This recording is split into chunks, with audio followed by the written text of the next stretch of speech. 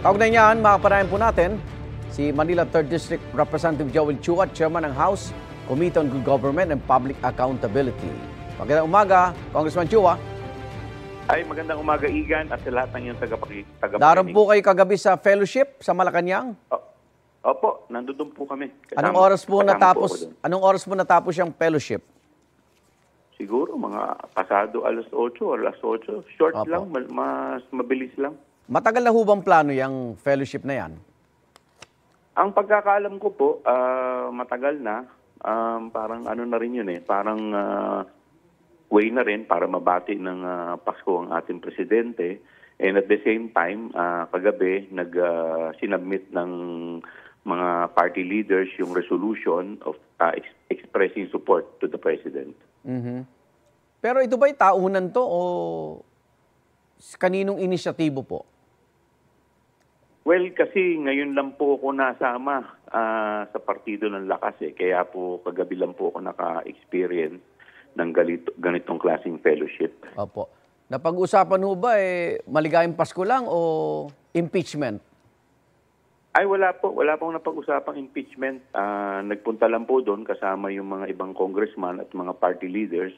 Binigay lamang po sa presidente yung resolution na ipinasa ng House expressing full support to the president. Opo. Pagkatapos po noon, nagsalita po ang Pangulo, nagpasalamat sa mga miyembro at in-encourage na magtrabaho lang.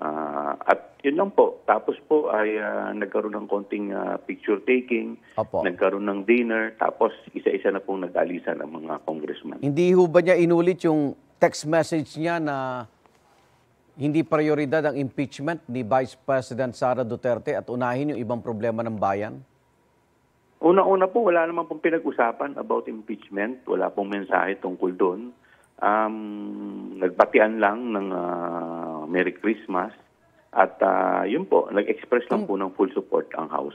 Mga ilan pong congressman po yung nando sa fellowship po, Congressman Chua? Hindi ko po mabilang pero I think mga more than 200. More 200? or less, mga ganun po. Nasilip niyo ba? Nasilip niyo ba yung kapatid ni Vice President Sara Duterte? Si Congressman Paulo Duterte? Hindi ko po napansin. Si dating Pangulo at Pampanga 2nd District Representative Gloria Macapagal Arroyo? Hindi ko rin po siya napansin dahil Ay, hindi kasama rin. ko po yung ibang congressman. Opo. Nandoon lang po kami sa isang gilid. Okay. Tayo na lang mag-usap ng impeachment. Total, hindi na pag-usapan kagabi. Dalawang impeachment complaint laban kay Vice President Sara nakahain sa Kamara.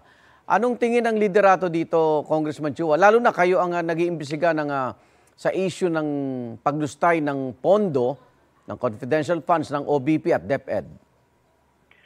Sa ngayon po, wala naman pong sinasabi sa amin ang liderato.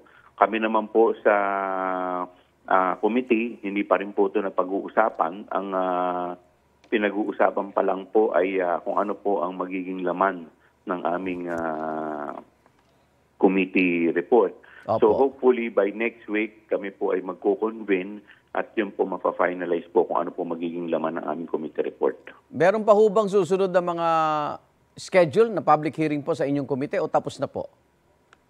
Meron pong isa pa pero yun po ay mga miyembro na lamang po ng committee para po ito ay itakel kung ano Okay. po ang magiging laman ng aming committee report. So hindi na ninyo pinatawag yung mga security aid ni Vice President Sara na nabanggit na tumanggap ng confi funds? Dahil ang pagkakaalam po namin, we were informed na meron pong internal investigation na ginagawa na doon. Okay. So napag-isipan po namin at napag-desisyonan na ito po ay wag ng makihalubili dito dahil ito po ay internal matter ng AFP. Opo. Yung bang nakalap nyong mga ebidensya, sapat na po ba para iusad yung reklamo laban kay Vice President Sara? Arnold, Igan, yung ito pong primary purpose namin ay in aid of legislation. Opo. Kaya basically, ang napag-uusapan pa lamang namin ay yung mga batas na amin pong isasalang. Opo. Base po dito sa... O aamyendahan. Oo. Or aamyendahan po. At may mga suggestion na In fact, may mga draft bill na po kami. Kahapon po, pinaikot na po sa mga miyembro. Opo. Hopefully, by next week, mai-submit na po namin Opo. sa Kongreso. Sabi po ng Philippine Statistics Authority, wala pong Mary Grace Piatos sa Pilipinas. Tama po kayo. Yan po ay lumabas dito po sa aming certificate na in-issue po sa amin Opo. ng PSA. Opo. Aba, i-check niyo yung mga resibo. Baka may lumitaw na Maris Racal.